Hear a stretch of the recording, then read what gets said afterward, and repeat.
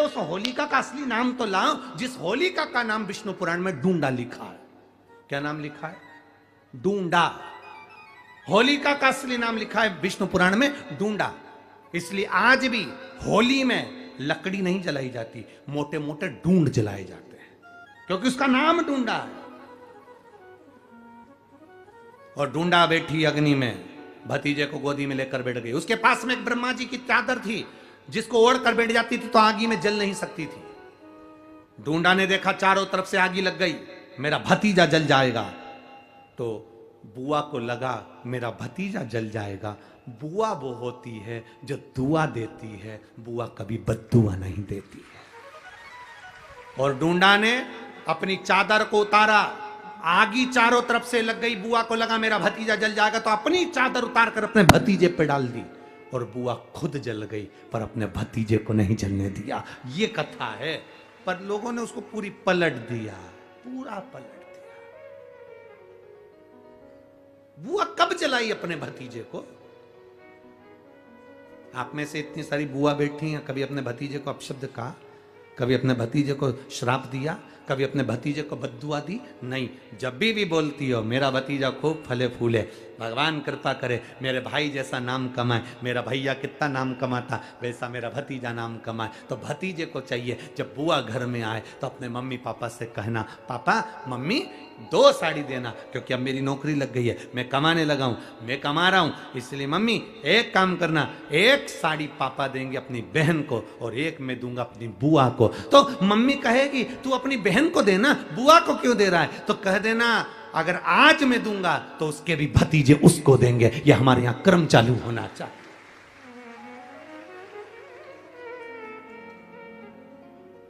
पर करे क्या? 4 भाई 1 साड़ी, बहन को जब देते हैं पैक करके,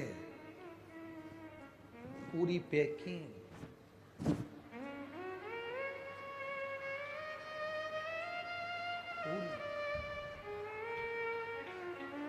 अच्छी बढ़िया वाली साड़ी। अगर ढीली ढीली दिखे तो उसमें कपड़ा भी फंसा दे, कागज जोड़ और पैकिंग करके।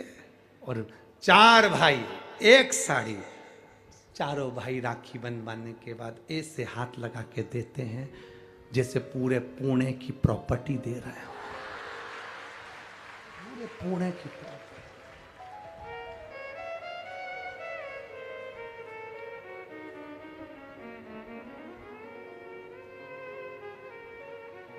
अब किसी ने पूछा कि क्यों रे चारों भाइयों ने मिलके 1 साड़ी दी? अभी हम एक ही तो घर में रहते हैं, सब एक हैं। तो एक काम करा करो, 1 थाली खाने की लगाओ, 1 भाई खाना खाए, बाकी के सब टच करके बैठ जाओ। एक ही जगह तो रह रहे हो, एक ही थाली में काम। तुम्हारे टच करने से 4 भाई का 1 साड़ी में हिस्सा हो गया, तो तुम्हारा समोसा तुम खाओ, बाकी के 3 भाई टच करके बैठे, पेट नहीं भरा है।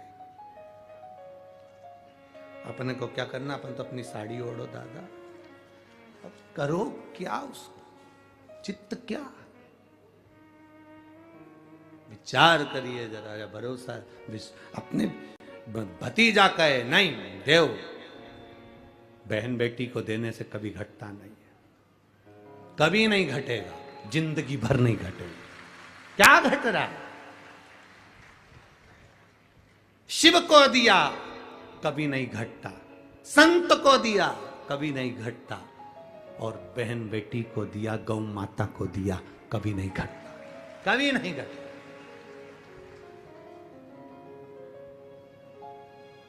अभी हम कल की बात है, हम वो यहाँ पर जहाँ ठहरे हैं वहाँ पर बहुत सुंदर पर्यावरण है, बहुत सुंदर पेड़ पौधे लगे। तो हमने विजय भाऊ से कहा, अब शंकर भाऊ से तो मिलना होता नहीं ज़्यादा, तो विजय भाऊ पकड़ाई में आ जाते। शंकर भाऊ तुम्हारी सेवा में लगे रहते हैं, विजय भाऊ हमारी सेवा में लगे रहते हैं।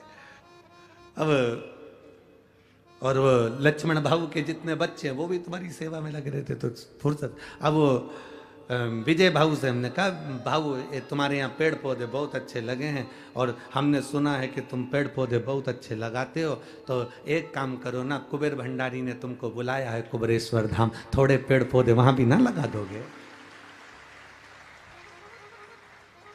कुबेरेश्वर बाबा सेवा कम देता है, पर देता है तो दम से देता है। तो हमने उनसे कहा तुम यहाँ पेड़ पौधे लगाते हो, थोड़ा कुबेर भंडारी पर भी आओ, कुबेरेश्वर धाम बाबा के धाम, वहाँ पर भी थोड़े अच्छे बड़े बड़े पेड़ लगाओ, बेलपत्री के लगाओ, बाबा को सुंदर आनंद आए।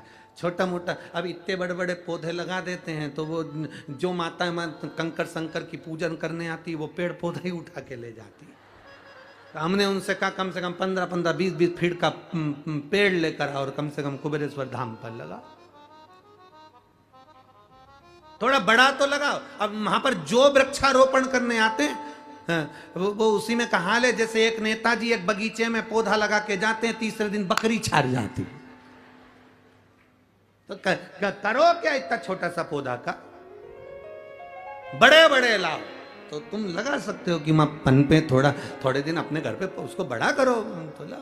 तो विजय भाऊ बोले गुरुजी आप चिंता मत करो, बाबा ने अगर बुलाया है कुबेर भंडारी ने, तो मेरा भाऊ लक्ष्मण भाऊ उसका भी एक आनंद होगा और कुबेर भंडारी के बगीचे में हम भी पौधे लगाएंगे। ये बाबा की आनंद था। शंकर भाऊ, विजय भाऊ, हम तो यही कहेंगे, मिले सेवा करो, दिल से करो। बहन बेटी को दिया घटता नहीं, गौ माता को दिया घटता नहीं, संत सन्यासी को दिया घटता नहीं, और अपने माता पिता को दिया कभी नहीं घटता, क्योंकि माता पिता मरने के बाद तुझे ही देकर चले जाते हैं, तुझे स्वयं देकर जाएंगे। क्या एक रात पूरी हो गई, मां बेचैन हो गई, जितनी मां बेचैन होती है उतना भगवान बेचैन होता है। कह दिया मां ने, पार्थिव शिवलिंग का निर्माण कर कर, पार्थिव गणेश का निर्माण कर कर, प्रार्थना कर कर कहा, शंकर भगवान आप अपने पुत्र को लाए थे और आपका पुत्र मेरे पुत्र को लाएगा। जवाबदारी आपके पुत्र की है, जवाबदारी आपके बेटे की है। जब बेटों पर जवाबदारी आती है तो फिर वो जवाबदारी बड़ी प्रबल होती है, बड़ी प्रबल। शिवलिंग बना लिया, गणेश बना लिए, पूजन में लग गई। सेठ आया, सेठ ने आकर अपनी पत्नी सेठानी से कहा, मुख से कहा, तेरा बेटा भी यही करता था, तेरा बेटा यही काम करता था और तू भी यही कर रही है।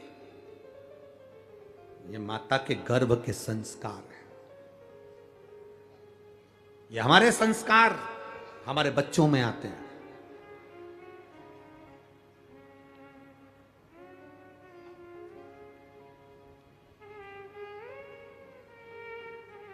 बहुत ध्यान देना, समझने वाली बात है। शुगर की बीमारी पिता को है तो बेटे को भी होगी, और बोलो जम के बेटी को भी होगी। बोलो सही है कि गलत है? डॉक्टर के पास दिखाने जाओगे तो पूछ लेगा, क्यों तुम्हारे यहाँ किसी को शुगर थी क्या, तुम्हारे यहाँ किसी को बीपी था, तुम्हारे यहाँ किसी को ये बीमारी थी? डॉक्टर पूछता है। बीमारी के लक्षण, बीमारी का थोड़ा थोड़ा लक्षण अपने वंश में चला आता है। अगर पिता को शुगर थी, दादा को शुगर थी, तो बच्चों में धीरे धीरे वो आएगी, आती है। वो ब्लड की बीमारी है। अगर शुगर तुम्हारे पोते तक आ सकती है तो शंकर का भजन भी तुम्हारे पोते तक आना चाहिए। शुगर अगर तुम्हारी बेटी तक जा सकती है, नाती पंथी तक जा सकती है, तो भगवान का भजन भी नाती और पंथी तक जाना चाहिए। ये ब्लड के अनुसार चलना चाहिए। वक्त बदले, बदल जाने दो, पर खून नहीं बदलना चाहिए, सनातन धर्म का रहना चाहिए। यह कैसे बदल जाए?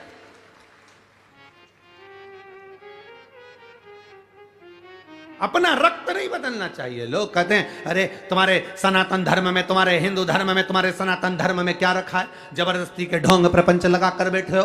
क्या रखा है सनातन धर्म में? उनसे कह देना झूठा खा लूंगा पर किसी दूसरे धर्म में नहीं जाऊंगा। अपने धर्म को महान बनाऊंगा, सनातन धर्म की श्रेष्ठता पाऊंगा। नहीं भटकूंगा। क्यों भटकूं? दूसरे धर्म के लोगों के लिए बहुत सारे देश हैं। दूसरे धर्म के लोगों के लिए बहुत सारे देश हैं, बहुत देश। पर मेरे भारतीयों के लिए, मेरे सनातनियों के लिए कोई बहुत सारे देश नहीं है, केवल एक भारत देश है। और ये बचा लिया तो बच, केवल एक। अगर दूसरे धर्म के लोग अगर यहां से चले भी जाएंगे तो दूसरे देश में पहुंच जाएंगे, क्योंकि उनके देश बसे हुए हैं, उनके देश, उनके धर्म के देश बसे हैं। पर कोई भारतीय देश, कोई भारतीय देश एक आध बता दो, एक आध देश का नाम बता दो जो भारतीय हो, जो सनातनी हो। सनातनियों के लिए, भारतीयों के लिए केवल एक देश, और ये भारत देश, इसके सिवा कुछ नहीं। कहां जाओ? अपना घर छोड़कर कहां जाओगे? इसी में रहना है। चंदन है इस देश की माटी, तपोभूमि हर ग्राम है, हर बाला देवी की प्रतिमा, बच्चा बच्चा राम है। हर एक में परमात्मा समाया। ये केवल एक भारत ही तो ऐसा है, केवल भारत। यहां पत्थर को भी प्राण दिया जाता है और उसकी प्राण प्रतिष्ठा करी जाती है, वो भारत के सिवा कहीं नहीं होता। पत्थर को भी प्राण दिया जाता है, वो भारत के सिवा कहीं नहीं होता। बाजार में जाओगे, गणेश जी की मूर्ति मिल रही है, मिल रही कि नहीं मिल रही? अरे बोलो जम के जरा। बाजार में जाओगे, गणेश जी की मूर्ति मिल रही है, खड़े हो जाओगे, माताएं खड़ी हो जाएगी। क्यों? वो गणेश कितने का है? 551 रुपए का। ओ, इतना बड़ा तुमने अभी आगे देखा था? वो तो 351 में दे रहा था। हम भगवान को नहीं खरीद रहे हैं। अभी हम केवल मूर्ति को, केवल जिस व्यक्ति ने उसका निर्माण करा, हम केवल उस मूर्ति को खरीद रहे हैं। हम अभी भगवान को नहीं खरीद रहे हैं। 500 में क्या भगवान मिल जाएगा? 300 में क्या भगवान मिल जाएगा? 400 रुपए में क्या भगवान मिल जाएगा? 200 रुपए में क्या भगवान मिल जाएगा? इतनी सारी मूर्तियां गणेश जी की मिल रही हैं, इतनी सारी मूर्तियां गणेश जी की बिक रही हैं। हम भगवान को नहीं खरीद रहे, हम तो केवल मूर्ति खरीद रहे हैं। भगवान तो तब होगा जब हम उसको खरीद कर घर में लाएंगे, स्वस्तिक बनाकर बिठाकर पूजा करेंगे, उसमें हम प्राण देंगे 10 दिन के लिए, तो वो प्राण प्रतिष्ठा हो जाएगी। ये गुण केवल भारतवासियों को आता है। ये गुण केवल भारत वालों को आता है, इसके सिवा किसी को नहीं आता। कोई देश ऐसा नहीं है जो पत्थर में प्राण दे दे, पर भारत ऐसा है जो पत्थर में भी प्राण दे देता है। वो भारतीय पत्थर में प्राण देता है। और 10 दिन हम गणेश जी महाराज की आराधना, पूजन, अर्चना खूब दिल से करते हैं। और ये वो भारत है जब गणेश जी की वो फिर जो 200 रुपए की मूर्ति तुम आंक रहे थे, वो जब जाता है तो आंख में आंसू आता है। इसी को प्राण प्रतिष्ठा कहते हैं, इसी को सनातन धर्म कहते हैं।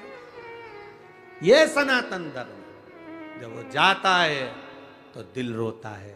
बाबा, ओ बाबा, गणेश जी, गणपति बब्बा मोरिया, ऊर्जा वर्षी, कब आओगे वापिस?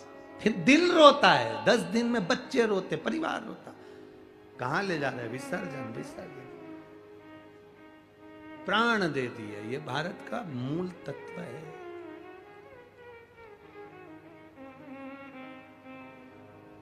इसीलिए शिव तत्व कह रहा है, भगवान शंकर का संवाद,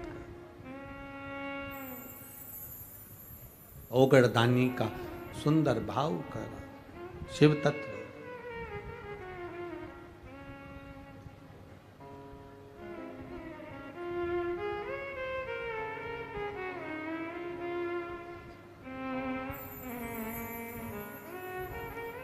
और जब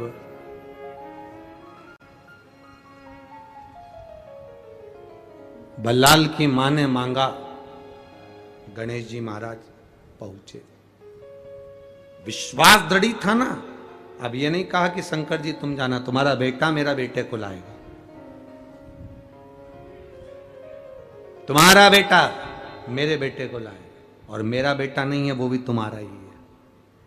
अभी तक हमने अपने संबंध बनाकर रखे, आप अपने संबंध छोड़कर परमात्मा का संबंध बनाइए। रिश्तेदारी अच्छी रखोगे तो कोई भी मिल लेगा, कोई भी। तुम्हारी पहचान ही नहीं है,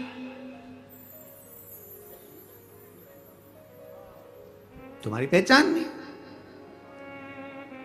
अच्छी पहचान तो बनाओ पहले। विधायक जी के यहां गए, आमदार के यहां गए, खासदार के यहां गए, और तुमने जाकर कहा जरा खासदार जी से बोल दो ना, अरे जरा आमदार जी से बोल दो ना, सांसद जी से बोल दो ना, मंत्री जी से बोल दो ना, बिमला बाई आई है, बोलो ना। इतने में तो दरवाजे पर खड़ा हुआ द्वारपाल भगा देगा, चल उधर बिमला बाई आई है, वहां चल, जाओ यहां से। और तुमने जाकर कह दिया आमदार से कहो, खासदार से कहो, मंत्री जी से कहो, बिमला आई है, उनकी मौसी, जाओ बोल के आओ। और अंदर सूचना गई, तुम्हारी मौसी है कोई बिमला, जलगांव में रहती है, हाउ आई है, बुलाओ। आमदार खासदार मंत्री जी के अंदर लाओ, जल्दी लाओ, मेरी मौसी है, अंदर बुलाओ उसको, बुलाओ। तुमने कह दिया मौसी आई है तो तुरंत अंदर लिया, तुमने कहा केवल बिमला आई है, दरवाजे से भगा दिया। भगवान शंकर से तुम ऐसा संबंध बनाना, तुम्हारी रिश्तेदारी ऐसी बनाना कि जैसे यमराज आए और इतने में तुम्हारे मुख से निकल जाए, बुलाओ, कह दो भोलेनाथ जी को, कह दो यमराज को, किसको लेने आया है, किसको, तो कह तुझे लेने आया हूं, जा पहले शंकर भगवान से पूछ किया मेरा संबंध क्या है, रिश्तेदारी क्या है। अकाल मृत्यु वो मरे जो काम करे चंडाल का, काल उसका क्या बिगाड़े जो भक्त हो महा, क्या बिगड़ेगा। नहीं श्रद्धा होती है तो कैलाश पर्वत पर चढ़ पाते हैं।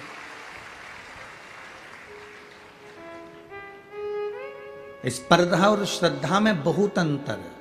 श्रद्धा में कोई कंपटीशन नहीं है, श्रद्धा में कोई दिखावा नहीं है।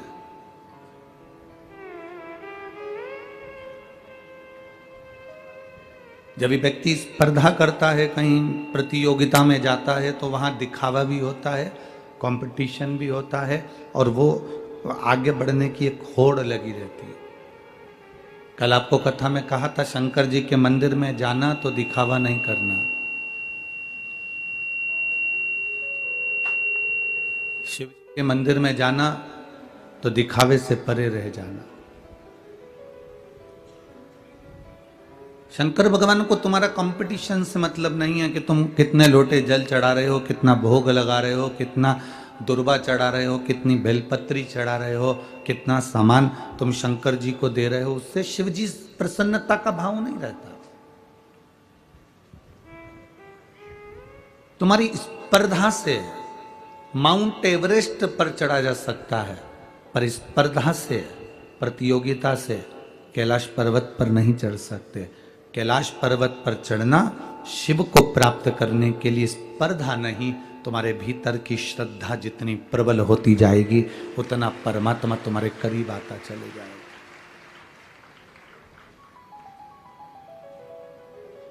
अब श्रद्धा,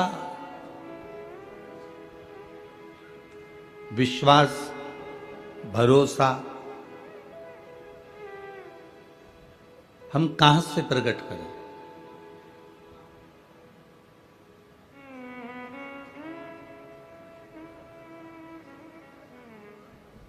अगर हमारे भीतर कोई विश्वास है ही नहीं, मेरी माताओं से निवेदन है, मेरी जीजियों से निवेदन है, मेरे भाइयों से निवेदन है,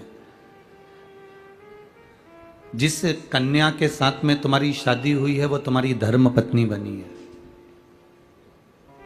और जिस पुरुष के साथ तुम्हारा विवाह हुआ है, जिस लड़के के साथ तुम्हारी शादी हुई है वो तुम्हारा पति है।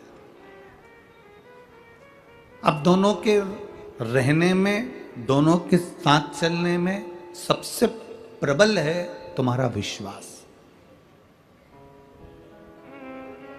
सबसे प्रबल है तुम्हारा भरोसा।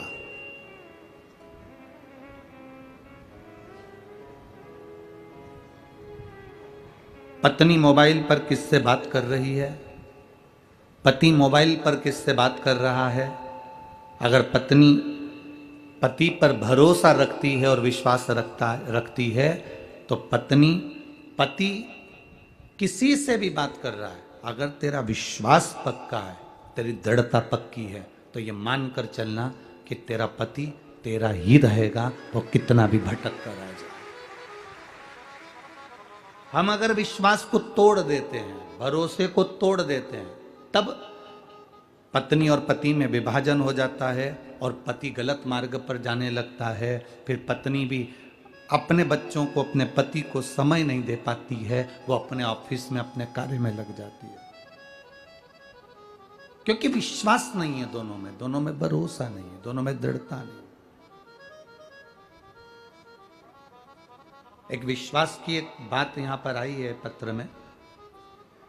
मेरा नाम गुड़िया गुप्ता है, पति का नाम विजय गुप्ता है, ग्राम पोस्ट रजत पार्क, जिला पालघर, महाराष्ट्र से हूं।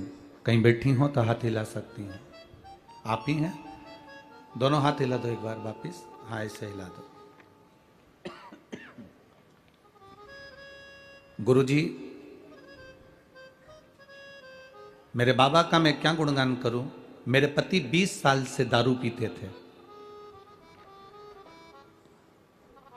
20 साल से मेरे पति दारू पीते थे। मैं बहुत परेशान थी गुरुजी। फिर मेरी सहेली के घर पर गई थी तो सहेली बोली, सियोर वाला महाराज की कथा आती है आस्था चैनल पर, टीवी के सामने बैठकर तू संकल्प कर। टीवी के सामने एक आसन लगाकर बैठ जाना, सोफे पे बैठे तो सोफे पे बैठ जाना, पलंग पर बैठे तो पलंग पर बैठ जाना, पर बैठना जब तक कथा चले तब तक बैठकर संकल्प लेकर सुनना। और मैंने कथा सुनना प्रारंभ करी। 20 सितंबर 2022 से मैंने आपकी कथा पहली बार सुनी थी। 20 साल से मेरा पति दारू पी रहा है और मैं 20 सितंबर 2022 को पहली बार आपकी कथा टीवी पर सुनी, जिसमें आपने पशुपतिनाथ के व्रत का वर्णन किया। बाबा से संकल्प करा, टीवी के सामने बैठकर संकल्प करा कि मेरा पति दारू नहीं छोड़ता, कुछ ऐसी कृपा कर दो बाबा कि मेरे पति की दारू छूट जाए। मैं पशुपति व्रत प्रारंभ कर रही हूं। और जिस दिन मेरे पति की दारू छूट गई, मैं पंडाल में जाकर कथा जरूर सुनूंगी, ये मैंने बाबा से निवेदन करा और संकल्प लिया। 2022 में मैंने बाबा से 20 सितंबर को संकल्प लिया और कथा सुनी। बाबा का मैं क्या गुणगान करूं गुरुदेव। पति ने, मैंने पशुपति व्रत पूरा कर लिया, पर पति दारू छोड़ने को तैयार नहीं हुआ। मैं समझाती, नहीं मानते। तब किसी ने कहा कि केवल टीवी पर बैठकर कथा सुनी है आपने, एक बार कहीं मौका मिल जाए तो पंडाल में बैठकर कथा सुनो। तब आपकी कथा पावागढ़ में चल रही थी, गुजरात में। मैं पालघर से पावागढ़ चली गई और पावागढ़ के गुजरात में जब कथा चली तब मैंने एक दिन की कथा को सुना और बाबा से प्रार्थना कहा, बाबा तेरी इस रज को मैं यहाँ से लेकर जा रही हूँ कथा के पंडाल से। बाबा तू ऐसी कृपा करना कि मेरा पति अगर मदिरा को भी छुए तो उसको विष नजर आए, ऐसी कृपा कर देना। बाबा को कहकर मैं पावागढ़ की कथा से रज को स्पर्श कर कर अपने मस्तक पर लगाकर चली गई और बाबा को कहकर गई। और बाबा ने ऐसी कृपा करी गुरुदेव कि जो मेरा पति 20 साल से दारू नहीं छोड़ पाया, उसने दारू से नफरत कर ली। और एक दिन मैंने उसकी परीक्षा भी ली। मैंने कहा, अगर तुम्हारा मन करता है और तुम्हें अगर बेचैनी लग रही हो तो मैं मंगवा कर दे देती हूँ। मेरा पति कहता है, ना जाने मुझे क्या हो गया, जब उसको देखता हूँ दारू को तो मुझे नफरत सी लगती है। उस दिन से दारू छोड़ी है। मैं बाबा को प्रणाम करने के लिए। बैठी है बहन, दोनों हाथ एक बार हिला दो। हर हर महादेव, बधाई आपको, बाबा की कृपा बनी रहे। बैठिए। शिव तत्व इसी को कहते हैं।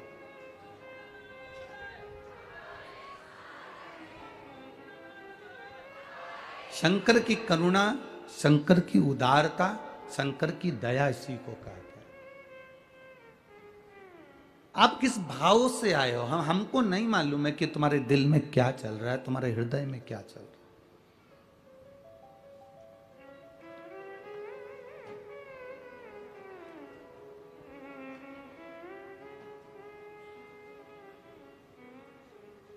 जब इस व्यासपीठ के पास में हम आते हैं, झोली पसार कर यहाँ पर बाबा को नमन कर कर कहते हैं, बाबा ये जितने आए हैं और जितने टीवी के सामने सुन रहे हो, जितने मोबाइल पर सुन रहे हो, जितने फेसबुक पर सुन रहे हो, जहां बैठे हो, अगर ये झोली ना पसार पाए तो इनके लिए हम झोली पसारते और इनकी झोली भर कर भेजते।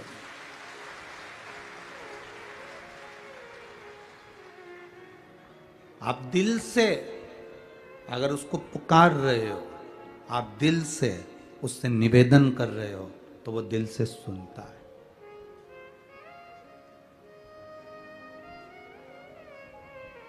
आए बड़ी दूर से हो, हम जानते हैं कि यहाँ पूना नगर में हमारा कोई छोटा सा सीहोर नहीं है कि 5 मिनट में सीहोर पहुंच गए, 5 मिनट में कुबेरेश्वर धाम पहुंच गए, 5 मिनट में रेलवे स्टेशन पहुंच गए, 5 मिनट में बस स्टैंड पहुंच गए। हमारा सीहोर नहीं है, बहुत छोटा है हमारा सीहोर। सीहोर छोटा है पर मेरा बाबा मोटा है।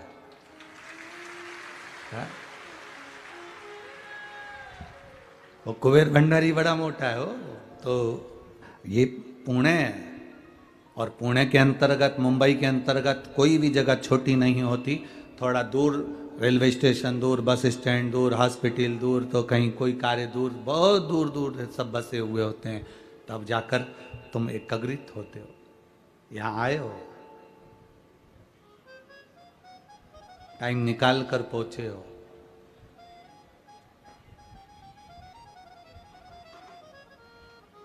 तुमने तुम्हारी पड़ोसन की लड़की की शादी में अगर काम किया है, तो तुम्हारी पड़ोसन तुम्हारे घर की लड़की की शादी में भी काम करेगी।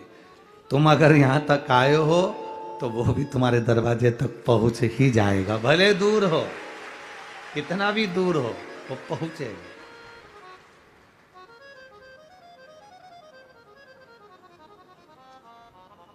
बस को खड़ी करने के लिए बस स्टैंड की जरूरत है, रेल को खड़ी करने के लिए रेलवे स्टेशन की जरूरत है, हवाई जहाज को खड़ा करने के लिए एयरपोर्ट की जरूरत है, हेलीकॉप्टर को खड़ा करने के लिए हेलीपैड की जरूरत है, अपनी गाड़ी को खरीद करने के लिए पार्किंग की जरूरत है, और भोलेनाथ को दिल में लाने के लिए नूतन हृदय की जरूरत है। निर्मल मन सो मोहि पावै। आपका दिल, आपका मन जितना पवित्र होगा, जिस भाव से आप बाबा को रिझाने का प्रयास करोगे, उतने भाव से बाबा रिझ जाएगा।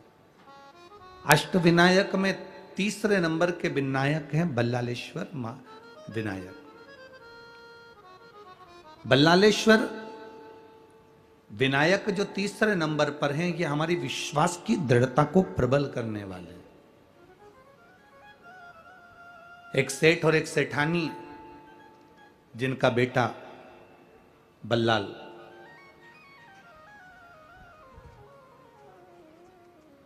अब विश्वास देखिए कैसी प्रबलता लाता है, भरोसा देखिए कितनी प्रबलता लाता है। छोटा सा बेटा, अब कौन बोले सेठ जी को कि तुम्हारा जो बेटा जन्म लिया है, उस समय पर तुम्हारी जो धर्म पत्नी थी वो शिव की आराधना में लगी रहती थी, शंकर के गुणगान में लगी रहती थी, और वो अर्धांगिनी सेठ जी की जो धर्म पत्नी थी, वो भगवान शिव जी से हमेशा एक ही बात मांगती थी कि कुछ ऐसी कृपा करना, मेरा जो बेटा जन्म ले वो आपकी सेवा में, आपकी भक्ति में, शिव की भक्ति में, गणेश की भक्ति में, देवी की भक्ति में, भगवान की भक्ति में लगा रहे। एक तुम हो और एक वो सेठानी, दोनों में अंतर है। आज के जमाने में नारी का अगर गर्भ ठहरता है ना, तो वो पहले से विचार करती है मेरे बेटे को मैं डॉक्टर बनाऊंगी, दूसरा सोचता है मेरे बेटे को इंजीनियर बनाऊंगी, तीसरा सोचता है मैं अपने बेटे को कलेक्टर बनाऊंगी।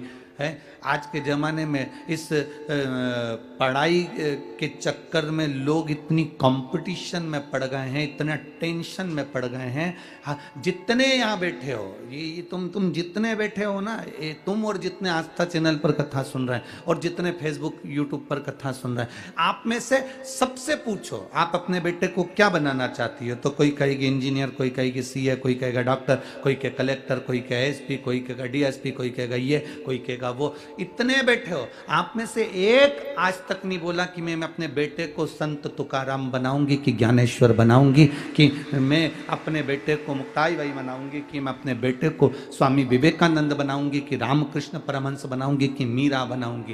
पहले के लोग अपने बच्चे को संत बनाने का, साधु बनाने का, उसको श्रेष्ठ बनाने का प्रयास करते थे। आज के जमाने में जिससे मिलो वो एक ही बात कहता, बेटा पढ़ाई कर रहा है गुरुजी, आशीर्वाद दो डॉक्टर बन जाए।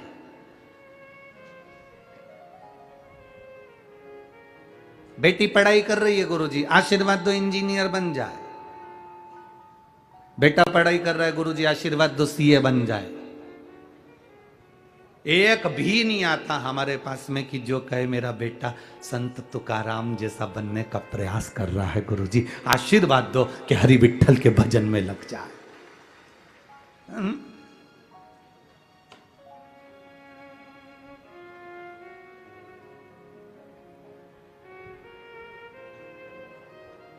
कोई नहीं चाहता। आप जितने बैठे हो ना, तुम भी नहीं चाहते कि तुम्हारा बेटा तुकाराम बने। फालतू की बात कर रहे हो। और जब भी तुकाराम जी का दर्शन करने जाते हो तो माथे पे पल्लू लेके हरि विठ्ठल हरि विठ्ठल। जब जब ज्ञानेश्वर बाबा का दर्शन करने जाओगे, बाबा जी का दर्शन, बस दर्शन कर। गजानन महाराज का दर्शन करने के लिए आकोट जाओ, दर्शन कर। पर एक नहीं है तुम में से जो कह दे कि मेरे बेटे को मैं संत तुकाराम बनाऊंगी, मैं ज्ञानेश्वर बनाऊंगी, मैं बेटे को मीरा, मैं बेटे को बेटी को कर्मा बना। फालतू की बात। अगर वो रोज रोज सुंदरकांड में चला जाए तो रात्रि को तुम 2-4 धर के उसका कांड कर दो। वो रोज रोज अगर सत्संग में चला जाए, वो रोज रोज कथा सत्संग में जाए, तो तुम क्रोध में आ जाओ।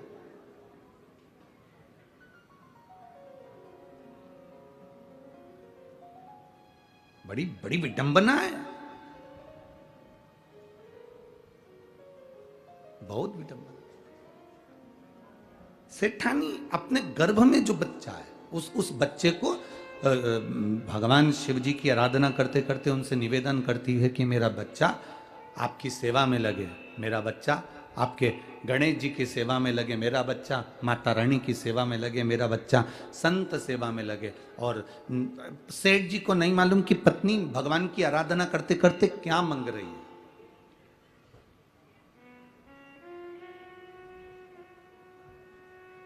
और गर्भ में जो बच्चा था, भगवान की कृपा से ऐसा संस्कारवान पैदा हुआ, ऐसा संस्कारवान पैदा हुआ कि वो संस्कारवान ऐसा पैदा हुआ कि अपने माता पिता को प्रणाम करता।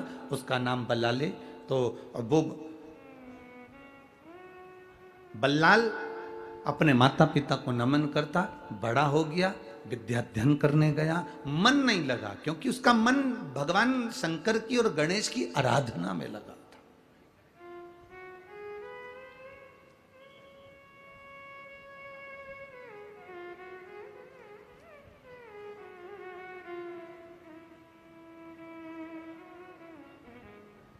उसका मन भगवत भजन में लगा हुआ था।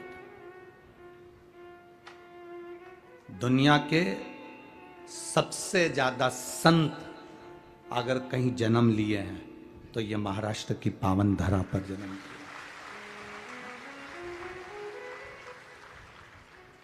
दुनिया के सबसे ज्यादा वीर जो मुगलों की सेना के सामने तत्पर खड़े रहे और एक तरफा राज्य स्थापित करा, तो यह महाराष्ट्र की भूमि पर वीर पैदा हुए। सनातन धर्म की रक्षा करने वाले भी अगर कहीं पैदा हुए तो इस महाराष्ट्र की भूमि पर पैदा हुए। ये भूमि आप पूरे पूरे दुनिया में कहीं पर भी घूम कर आओ और महाराष्ट्र की पवित्र भूमि पर आना, आप में एक अलग सी एनर्जी आ जाएगी। सबको देखकर कि यहां जो देखो इतना काम में लगा रहता, किसी को फुर्सत नहीं है, सब अपने अपने काम में लगे, सब अपने अपने कार्य में लीन है। अलग से एनर्जी आएगी, अलग से बल मिलेगा, कार्य करने की रुचि आएगी, जागरूकता आएगी।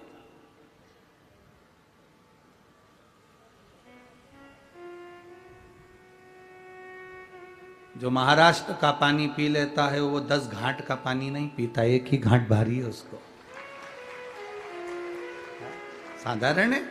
महाराष्ट्र की पावर धारा, महाराष्ट्र की पुण्यमय धारा संत की धारा है, महाराष्ट्र की पुण्य धारा सत्य की धारा है, और महाराष्ट्र की पुण्य धारा सनातन धर्म की धारा है। यहां वीर सनातनी होते हैं। यहां पर एक वीर ऐसे हुए, अभी की कथा, यहाँ पुराने वीरता की तो बात ही नहीं कर रहे हम। यहाँ के वीर एक ऐसे हुए, बाला साहिब ठाकरे, बाला साहिब ठाकरे ऐसे वीर हुए जो 1990 में जब उपद्रव मचा कश्मीर में और विरोधियों ने जब विरोध करा और अमरनाथ की यात्रा को रोकने का कहा, तब बाला साहब ठाकरे ने अपनी धाड़ भरी और कह दिया, मुंबई से ही तो निकलोगे तुम भी, अगर वो अमरनाथ की यात्रा रुकी तो मुंबई से जाने वाली सारी यात्रा रोक दी जाएगी, तुम जहां जाना चाहते हो। तब जाकर फिर अमरनाथ की यात्रा प्रारंभ हुई। ये कोई साधारण है? ये साधारण भूमि है क्या? इसी महाराष्ट्र की पावन धरा से वीर शिवाजी का प्रगट्य है। इसी महाराष्ट्र की पावन धरा से मां अहिल्याबाई का प्रागट्य है। इस वीर भूमि को हम कैसे भूल जाए? संत दिए, साधु दिए, सन्यासी दिए, तपस्वी दिए, वीरता दी, सनातन धर्म दिया। चाहे दुनिया के लोगों ने कितना भी विरोध करा हो, पर यहां सनातन धर्म को हमेशा जागरूकता उत्पन्न कराई गई है और जागरूकता दी गई है, जिससे सनातन धर्म बढ़ता रहे, सनातन धर्म बढ़ता रहे। आज पूरा देश जिन गणेश जी महाराज को अपने घरों में बिठा रहे हैं, आज पूरा देश जो गणेश जी महाराज की स्थापना कर रहे हैं, वो इसी महाराष्ट्र की पुण्यमय धरा से सब दूर सुगंध फैलाई गई, इसी महाराष्ट्र की पावन धरा से।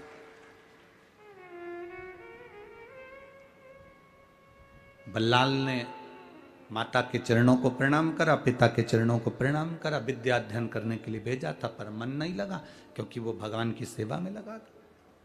बल्लाल करता क्या था? मिट्टी का तो शिवलिंग बनाता था और मिट्टी का ही गणेश बनाता था।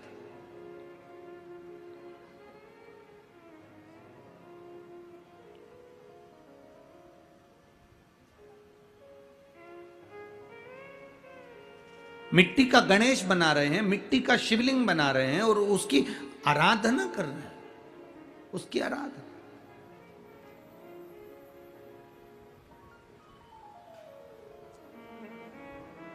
अब जो बच्चे उसके साथ विद्या अध्ययन करने गए थे, उनको भी उसने उसी में लगा दिया। जो जैसा होता है वो वैसा दूसरे को भी कराता है। झूठ बोलने वाले का साथ पकड़ोगे तो वो तुम्हें झूठ बोलना सिखा देगा। चोरी करने वाले का साथ पकड़ोगे तो वो तुम्हें एक ना एक दिन चोरी करना सिखा देगा। भजन करने वाले का साथ पकड़ोगे तो एक दिन वो भजन करना सिखा देगा।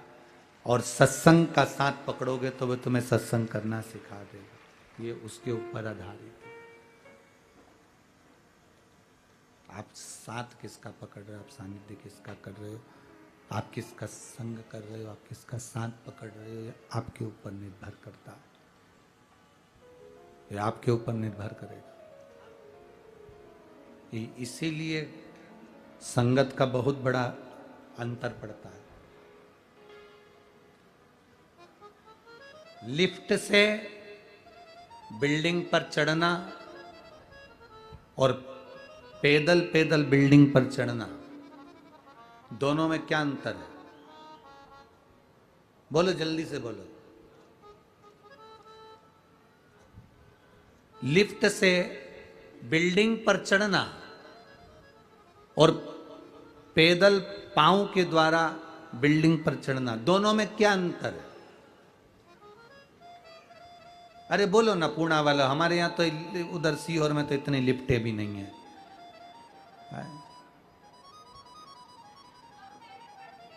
हैं? कम मेहनत पड़ती है, बेटी बोली है कम मेहनत पड़ती है। लिफ्ट से चढ़ना और पैदल चढ़ना, दोनों में क्या अंतर है? दोनों में केवल एक अंतर भारी है। लिफ्ट से चढ़ते हो तो दूसरे के भरोसे चढ़ते हो। बोलो सही है कि गलत है? दूसरे के भरोसे चढ़ते हो। और अगर पैदल चढ़ते हो तो अपने बल पर, अपने पांव के भरोसे पर चढ़ते हो। अपने ऊपर भरोसा है तुम्हें, अपने पांव पर भरोसा।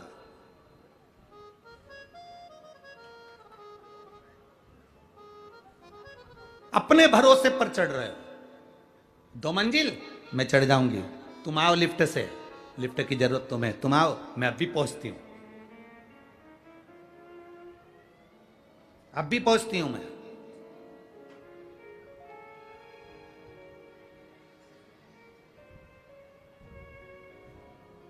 बस शिव महापुराण की कथा यही कह रही है। भगवान से कहना, भोलेनाथ हमें कभी दूसरे की लिफ्ट की जरूरत नहीं पड़े, हमारा भरोसा पक्का रखना, हमारा विश्वास दृढ़ रखना, हमारा भरोसा पक्का रखना। हम अपने ऊपर इतना भरोसा रखें, मुझे मेरे पांव पर, मेरे हाथ पर, मेरे भाग्य पर और मेरे परिवार पर और मेरा अपने आप पर इतना प्रबल भरोसा होना चाहिए कि दुनिया का कोई व्यक्ति जो काम ना कर पाए वो मैं कर कर दिखा दूं। ये भरोसा मेरा पक्का, ये विश्वास मेरा दृढ़ हो।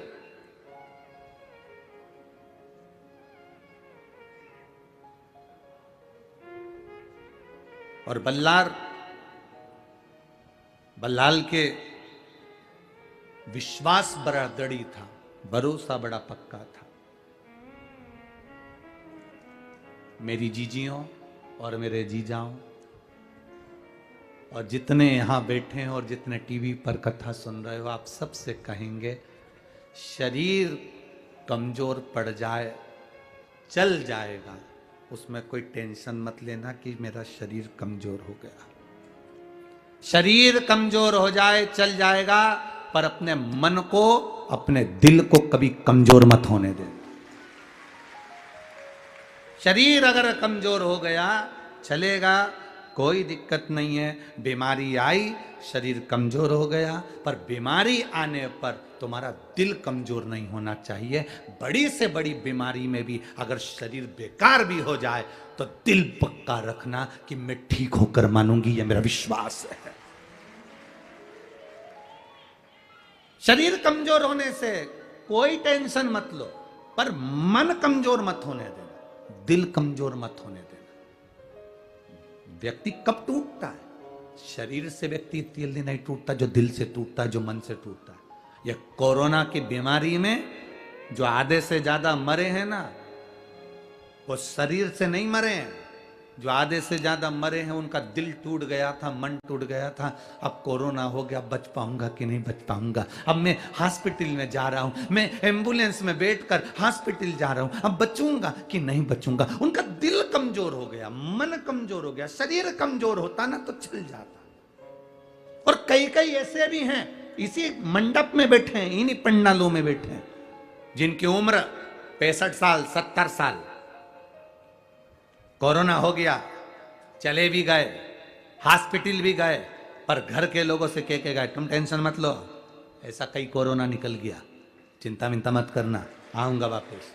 और कई नवयुवक बेटे, कई नवयुवक बेटियां 40 साल, 35 साल, 25 साल, 30 साल, तुम्हारी कॉलोनी में, तुम्हारी सोसाइटी में, तुम्हारे आसपास के क्षेत्र में, तुम्हारे मोहल्लों में, तुम्हारे गांव में देखना, जिनकी उम्र 30 साल की थी, 35 साल की, 40 साल की, लड़के नवयुवक 45 साल, 50 साल, जिनके नवयुवक बेटे बेटियां जो शरीर से अच्छे दिख रहा है, और कोरोना हुआ, हॉस्पिटल गए और मालूम पड़ा, सूचना मिली कि वो तो चले गए, सूचना मिली वो चले गए। कारण शरीर से ज्यादा मन उन्होंने अपना कमजोर कर लिया, दिल कमजोर कर लिया, दिल कमजोर।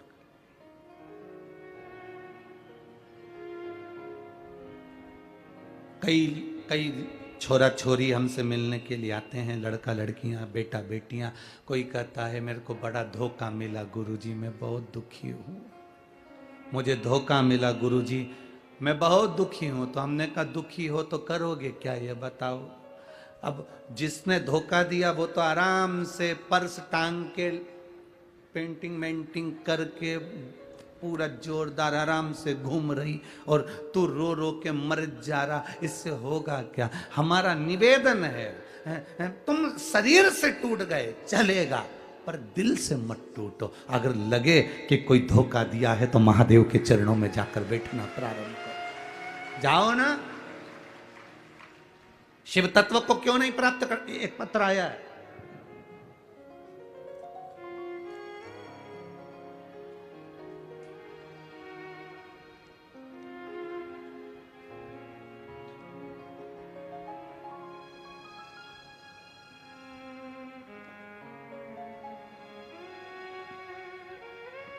मेरा नाम सोनाली योगराज पवार, मैं अपट पुणे की रहने वाली हूँ। कहीं बैठे हो तो हाथ हिला सकती हैं, कहीं पर भी बैठे हो तो हाथ हिला सकती हैं।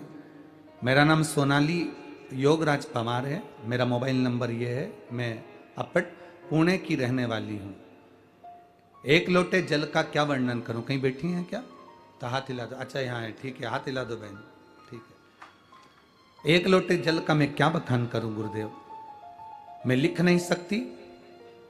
बताना चाहती हूं कि मेरा भाई पवन बसंत कुमार बसंत ठाकुर 2019 से सरकारी नौकरी के लिए तैयारी कर रहा था, हर बार हार रहा था। एक बार तो इतना डिप्रेशन में पहुंच गया कि उसको लगा कि अब मैं कुछ नहीं कर सकता, कुछ भी नहीं। तब मैंने मेरे भाई से पशुपतिनाथ का व्रत करवाया और कहा भाई तो चिंता मत कर, वो सियोर वाला महाराज छाती ठोक कर कहता है कि मेरा बाबा बैठा है, तो टेंशन मत लेना। तो तू डिप्रेशन में क्यों पड़ा है, एक बार फिर तैयारी कर। उसने कहा दीदी मैं निकल नहीं पाऊंगा। मैंने कहा पशुपतिनाथ का व्रत कर, शिव जी की स्तुति कर, अपने मन को पक्का कर, अब की बार निकलेगा ये निश्चित है। और मैंने मेरे भाई से पशुपतिनाथ का व्रत कराया। धीरे धीरे जैसे जैसे सोमवार बढ़ते गए वैसे वैसे मेरे भाई का विल पावर बढ़ा। उसने पढ़ाई पर ध्यान दिया क्योंकि टूट गया था, डिप्रेशन तक पहुंच गया था।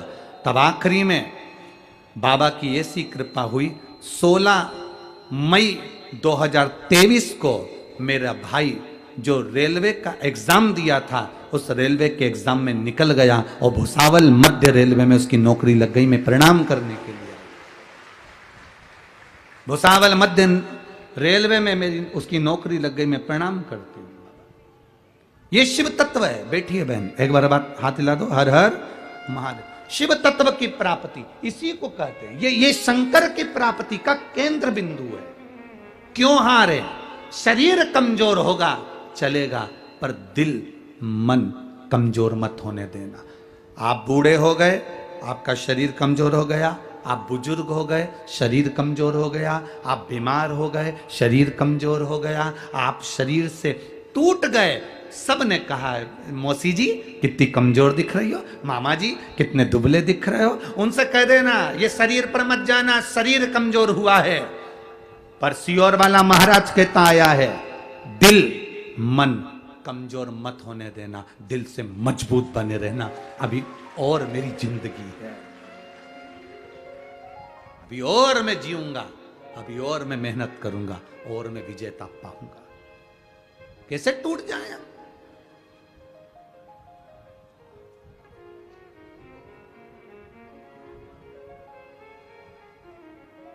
लोग कहेंगे तुम्हारी उम्र कितनी हो गई? 68 के करीब में है। अच्छी हो गई 68, 68। हाउ? कोई ने कहा 70 के हो गए, कोई ने कहा 72 के हो गए, कोई कहे 80 के हो गए। फिर भी कहना चिंता मत करो, अभी तो 10-20 साल जाने वाली नहीं हूं, अभी नहीं जाऊंगी। अभी तो सीवर वाले महाराज की और कथाएं सुनूंगी टीवी खोल खोल के। अभी काय को जाऊंगी मैं? अपने दिल को मजबूत रखो, अपने मन को मजबूत रखो। कई कई बहुएं हमसे कह देती हैं, गुरुजी ये बूढ़ी बूढ़ी माताओं को समझाते क्यों नहीं हो तुम? इन बुजुर्गों को थोड़ा समझाना चाहिए, तुमको मोबाइल लेके बैठी रहती है।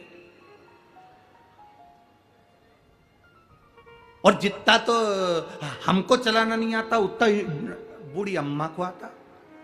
तुम इनको समझाते क्यों नहीं हो कि ये मोबाइल पकड़ के बैठी रहती है, इनको तो माला पकड़ के बैठना चाहिए, तो ये मोबाइल पकड़ के बैठी रहती है। हमने कहा बहू रानी, सबसे ज्यादा खुशी तुझे होना चाहिए कि इस बुढ़ापे में तेरा पल्लू पकड़ के नहीं बैठी है, मोबाइल पकड़ कर बैठी है।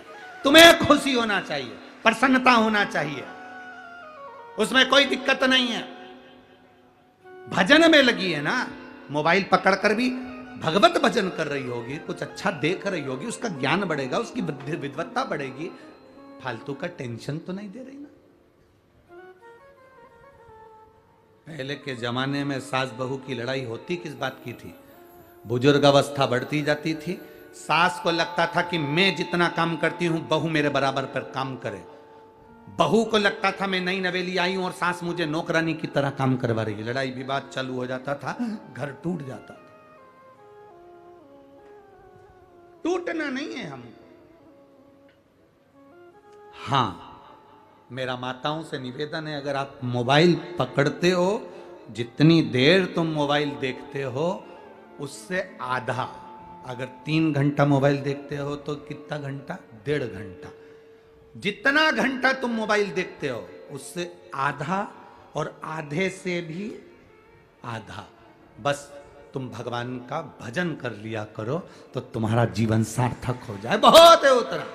मेरे तुलसी बाबा ने लिखा, आधी में पुनियात, थोड़ा भी अगर भगवत भजन कर लिया तो जिंदगी सार्थक हो गई। हमारे शास्त्र कहते हैं 24 घंटा भगवान का भजन करो। 24 घंटा नहीं कर सकते तो 12 घंटा भगवान का भजन करो। 12 घंटा नहीं कर सकते तो 6 घंटा भगवान का भजन करो। 6 घंटा नहीं कर सकते तो 3 घंटा भगवान का भजन करो। 3 घंटा नहीं कर सकते तो 1.5 घंटा भगवान का भजन करो। 1.5 घंटा नहीं कर सकते तो कम से कम 1 घंटा भगवान का भजन करो। 1 घंटा नहीं भजन कर सकते तो आधा घंटा भजन करो। आधा घंटा नहीं कर सकते तो 15 मिनट भजन करो। 15 मिनट नहीं कर सकते तो 5 मिनट भजन करो। 5 मिनट नहीं कर सकते तो 1 मिनट भजन करो। 1 मिनट नहीं कर सकते तो चुल्लू भर पानी में डूब मरो। शास्त्र कह रहा है 24 घंटा तुमको दिया, उसमें से थोड़ा सा निकालो, ज्यादा नहीं। हमें बहुत ज्यादा समय देना ही नहीं, ज्यादा समय नहीं देना हमें, तो थोड़ा। और वो थोड़ा भी दो तो ऐसा देना कि वो पूरे समय से ज्यादा अच्छा समय हो।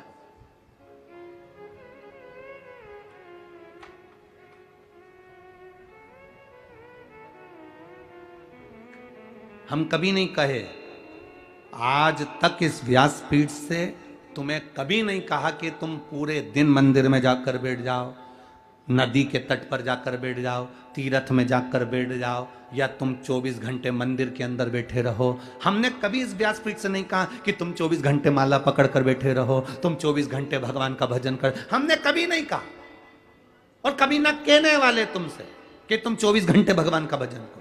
आपसे तो निवेदन है, आधी में पुण्य, थोड़ा करो पर अच्छा करो।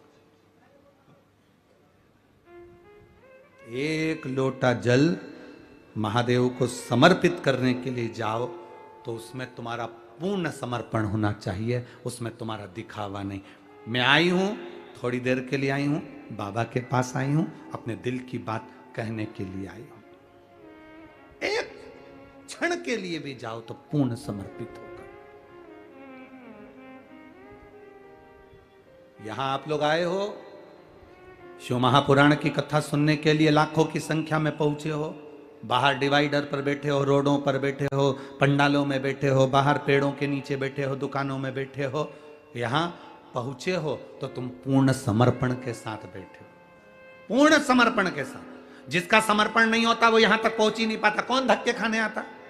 काय को बस में भरा कर आते, क्यों गाड़ी में आते? गाड़ी इतनी दूर रोक दे, पैदल चल चल के कौन आता? तुम्हारा विश्वास दृढ़ है, तुम्हारा भरोसा पक्का है, और तुम परमात्मा के होकर आए हो, इसलिए तुम कथा के पंडाल तक पहुंच गए हो। उसके होकर आए हो इसलिए पहुंचे। कौन आए? अगर आज के लोगों को मालूम हो जाए ना कि इधर कथा हो रही है और बहुत भीड़ पड़ती है, तो लोग अपना रास्ता चेंज कर लेते हैं। बोलो री जी हाँ, सही है कि गलत है? चेंज करते कि नहीं करते?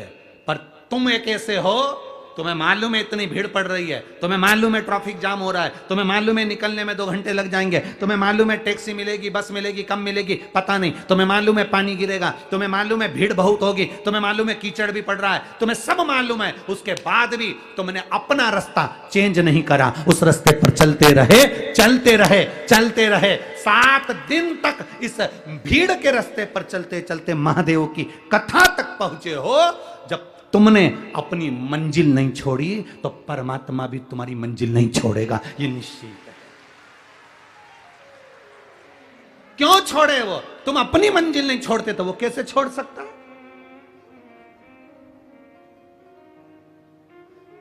रास्ता वही चेंज करते हैं जिनको अपने आप पर भरोसा नहीं होता।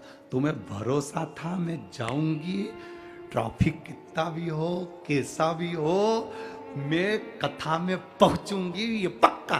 तूने अपना भरोसा पक्का रखा इसलिए पहुंच गई।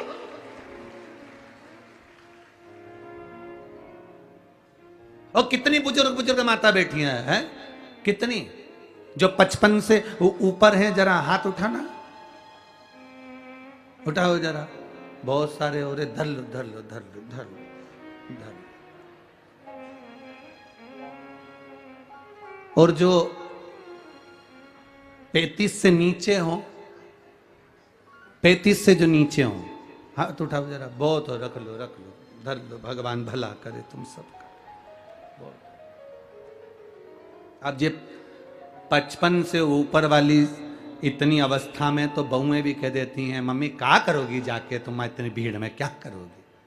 पर तुमने अपना भरोसा नहीं तोड़ा, तुमने विश्वास पक्का रखा, इसलिए यहाँ तक पहुँच गए। अपने भरोसे को जो दृढ़ी रखता है, अपनी मंजिल को जो नहीं छोड़ता, घूम फिर के भी जाऊंगा तो मंजिल तक जाऊंगा। अगर इस रास्ते में बस अड़ गई तो उधर से ऑटो लेकर निकल जाऊंगी, उधर से अड़ गई तो उधर से निकल जाऊंगी। 4-5 गेट बने हैं कथा के पंडाल में जाने के लिए, एक गेट से नहीं जाने देगा, दूसरे से जाऊंगी, दूसरे से नहीं जाने देगा, तीसरे से जाऊंगी, पर अपनी मंजिल पर पहुंचूंगी जरूर, ये निश्चित है। आप दृढ़ी बन गए, आपका भरोसा पक्का हो गया तो आप मंजिल तक पहुंच गए। और यही भरोसा, यही दृढ़ता तुम्हें आखिरी तक चाहिए, अंतिम सांस तक इस भरोसे को मत तोड़ना, इस दृढ़ता को मत तोड़ना।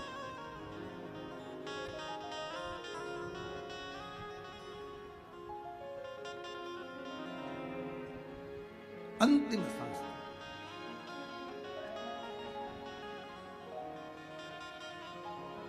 और जब अंतिम सांस तक भी अगर तुम लड़ते रहे तो अपनी मंजिल निश्चित है।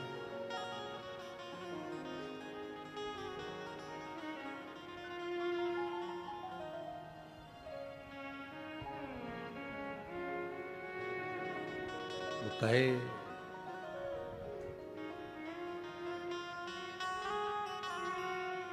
बड़ी दूर किनारा है,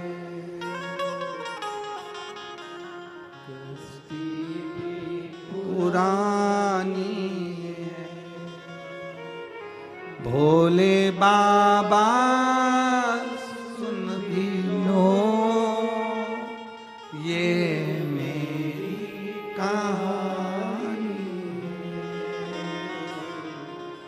बड़ी दूर किनारा है। कश्ती भी पुरानी है, भोले बाबा सुन भी लो ये मेरी कहानी। बहुत उम्र भी हो जाए तो ये नहीं सोचना कि अब तो परमात्मा के पास जाना है।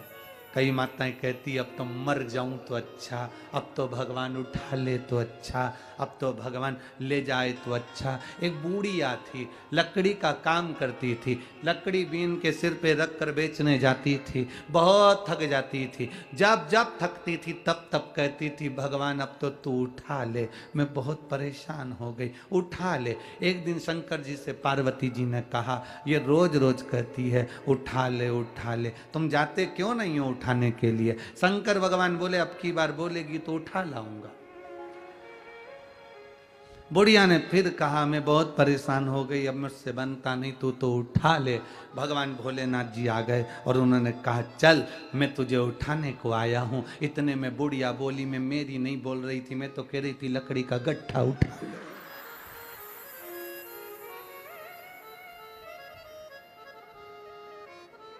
तुम इतने से में टूट गए? कोई कहता है मेरा पति चले गया तो मैं बहुत टूट गई, कोई कहती है मेरी पत्नी चली गई तो मैं टूट गई, कोई कहे मेरे साथ में ये घटना घट गई तो मैं टूट गया, कोई कहता मेरे साथ ये घटना घट गई तो मैं टूट गया, कोई कहे हम काम करते हैं पर फल नहीं मिलता तो मैं टूट गया। अरे मरते दम तक भी मत टूटो, बल तैयार रखो। कभी मत कहो कि अब तो भगवान उठा ले, बल्कि ये कहो कि अभी और जिंदा रहूंगी, भगवान भोलेनाथ को पृथ्वी पर बुला के रहूंगी, ये बल चाहिए।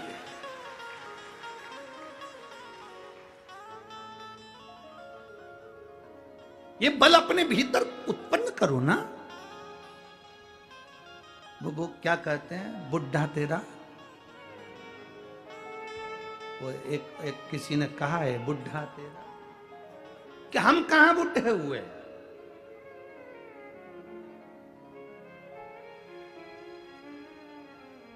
और शंकर का भक्त, शिव का उपासक मरने से भी नहीं डरता।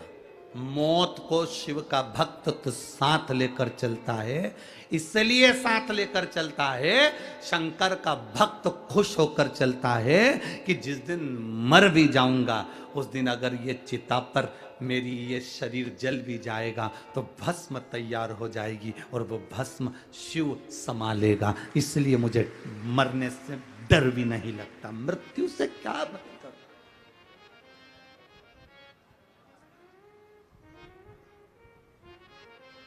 थोड़ा सा दुख आया, रस्सी लाए, टंग गए। थोड़ा सा दुख आया, गोली लाए, मर गए। थोड़ा सा दुख आया, बस के नीचे, ट्रेन के नीचे मर गए। हम कह रहे हैं ये तो ओल्ड फैशन है मरने का, कोई नई डिजाइन लाओ। रोज रोज रोटी खाओगे तो कहोगे एक आध दिन तो पिज्जा चाहिए, एक आध दिन तो इडली सांभर या पूरन पोली चाहिए, आमटी और मिर्ची का ठेसा। रोज रोज एक जैसा तो सब वो कहे वो मर गया रस्सी से बंद कर, वो कहे उसने सुसाइड कर लिया, पढ़ाई में नहीं हुआ तो वो मर गया, उसने उसके चक्कर में मर गया उसके। अरे कोई नया फैशन लाओ। मरो मरो सब कोई कहे, मर के देखे कोई, मरो तो ऐसा मरो कि फिर संसार सागर में जन्म ना हो। अगर मरना ही है और तुम्हें लग रहा है मैं दुखी हो गया मरना है, तो फिर एक काम करो, अब मेरे को मरना है पर रस्सी से नहीं मरूंगा, गोली से नहीं मरूंगा, ट्रेन में नहीं, पानी में नहीं, कहीं नहीं मरूंगा। अब एक ही काम करूंगा, शंकर जी के मंदिर में रोज लोटा भर के जल चढ़ाऊंगा, शंकर भगवान को चिढ़ाऊंगा कि मैं मर भी नहीं रहा, तेरे ही दरवाजे आ रहा हूं, तू या तो संभाल ले या तो फिर। अब शंकर जी के मंदिर में रोज जाएगा तो भोलेनाथ भी कहेंगे तुझे इतनी जल्दी मरने नहीं दूंगा क्योंकि मैं तुझसे बहुत प्रेम करता हूं। कहां मरने देगा, कार्य करेगा। और मेरे भोले तेरा सहारा है, मेरे भोले तेरा सहारा है, मेरी नैया का तो किनारा है, मेरी नैया का तो किनारा। क्यों मरना, किस लिए मरना, हमें नहीं मरना। क्यों मरना?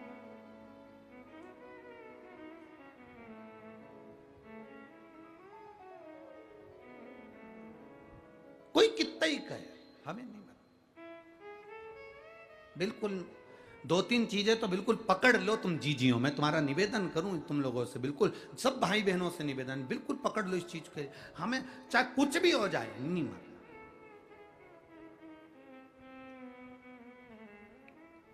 क्या है, अखबार खोलो तो न्यूज पढ़ने में आती है, एक पति ने अपने बच्चों को, एक पत्नी ने अपने बच्चों को जहर दे दिया, वो मर गई, वो मर गए। क्या हुआ उससे? तुम्हारे परिवार वालों को कोई फर्क पड़ा तुम्हारे मरने से? दुख आता है ना तो राह दिखाता है, तकलीफ आती है ना राह दिखाती है, कष्ट आता है ना राह दिखाती है।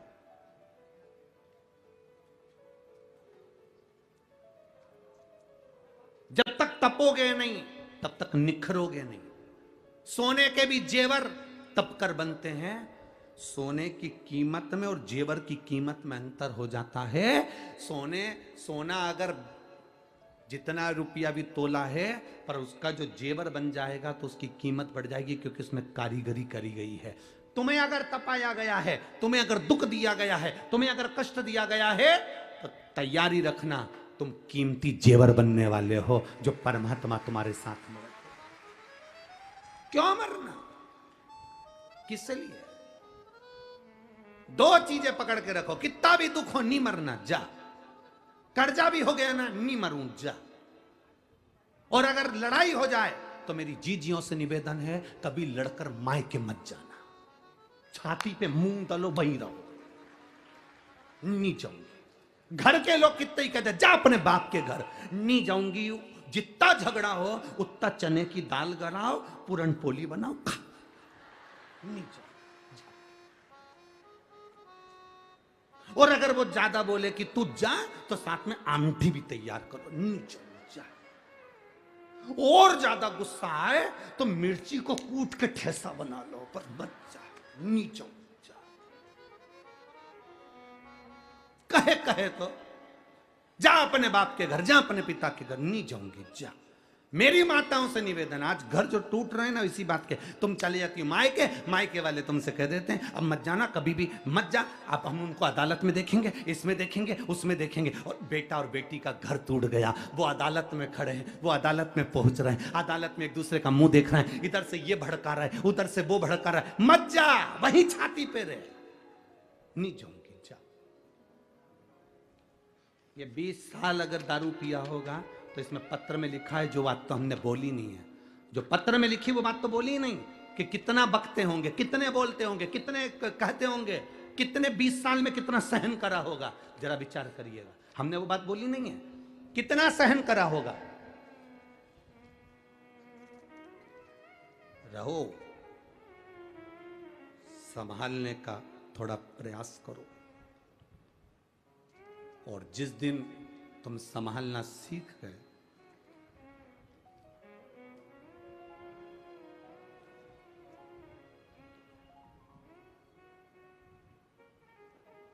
सफलता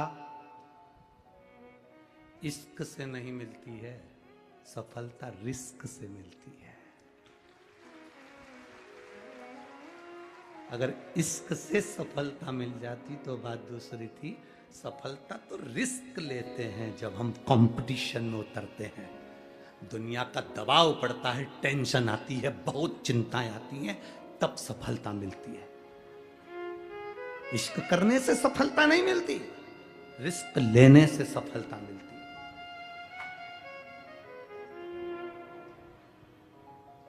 बल्लाल के गांव के लोग सेठ जी के पास जाकर बोले, तुम्हारा बेटा खुद भी नहीं पढ़ता और हमारे बच्चों को भी नहीं पढ़ने देता। गणेश जी की मिट्टी की मूर्ति बनाता है, शंकर जी का शिवलिंग बनाता है, जमीन पर बनाकर बैठ जाता है, पेड़ों की पत्ती तोड़कर चढ़ा देता है और सबको कहता है कि गणेश जी का भजन करो, शंकर जी की पूजन करो। तुम्हारा बेटा इतना बेकार है कि वो दूसरे को भी नहीं पढ़ने दे और खुद भी नहीं पढ़े, वो दूसरे को भी विद्यार्जन नहीं करने दे और खुद भी ना करे। तो पिता को क्रोध आया, मां को तो मालूम ही नहीं कि पति जा रहा है मेरे बेटे के पास, और पिता दौड़ कर गया। आज बेटे को देखा कि यहां मूर्ति की पूजन कर रहा है, गणेश जी की मूर्ति उठाकर फेंक दी, शिव जी की मूर्ति उठाकर फेंक दी, बेटे को पेड़ से बांध दिया, 2-3 दिन भूखा रहेगा, सब ठिकाने लग जाएगा। कब तक गांव वालों के ताने सुनूंगा मैं? कब तक श्रवण करूंगा मैं? कब तक सुनूंगा मैं? मूर्ति को फेंक दिया गया और बेटे को पेड़ से बांध दिया।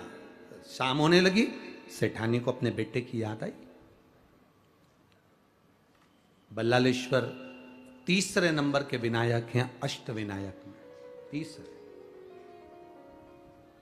सेठानी को अपने पुत्र की याद आती है, और सेठानी को जब पुत्र की याद आई तो उसने अपने पति से, सेठ जी से कहा, सुनो जी स्वामी, मेरा बेटा नहीं दिख रहा, मेरा बेटा ना जाने कहां चले गया, ढूंढ रही हूं मिल नहीं रहा, वो विद्यालय से भी नहीं आया, वो ना जाने कहां रह गया, गुरु घर पूछ के आई हूं, गुरु घर पे भी नहीं मिला, मेरा बेटा कहां, मेरा पुत्र कहां।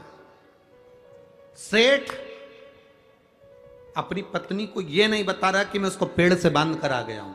शाम हो गई, मध्य रात्रि हो गई, मध्य रात्रि हो गई, पूरी रात निकल गई, सुबह हो गई, सेठानी को नींद ना आई क्योंकि मेरा पुत्र ना जाने कहां गया है। अब एक बात बताओ आप, एक मां को बेटे की जितनी चिंता होती है, उतनी ही चिंता, उतनी ही बेचैनी उस परमात्मा को भी अपने भक्त की होती है।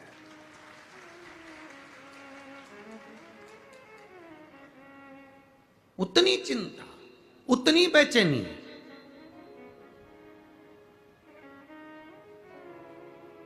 उस परमात्मा को भी होती है, अपने भक्त की होती है।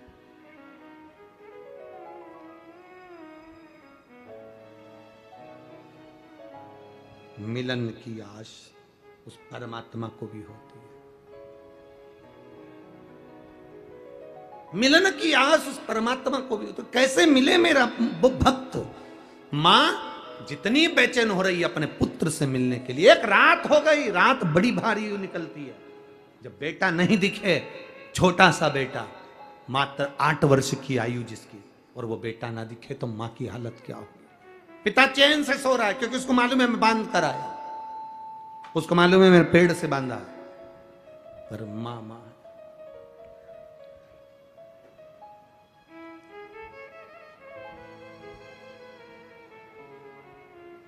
अभी छिंदवाड़ा की कथा में आपको कहा था, यहां सबको है अपनी पड़ी, भजन कर ले घड़ी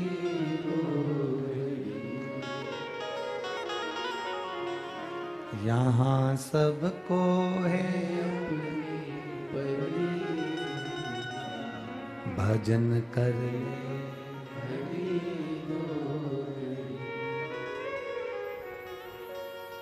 इन नैनों का होना भी क्या,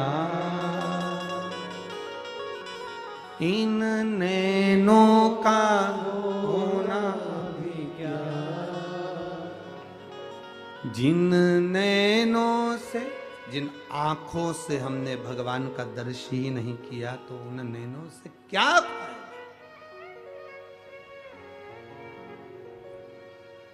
क्या लाभ?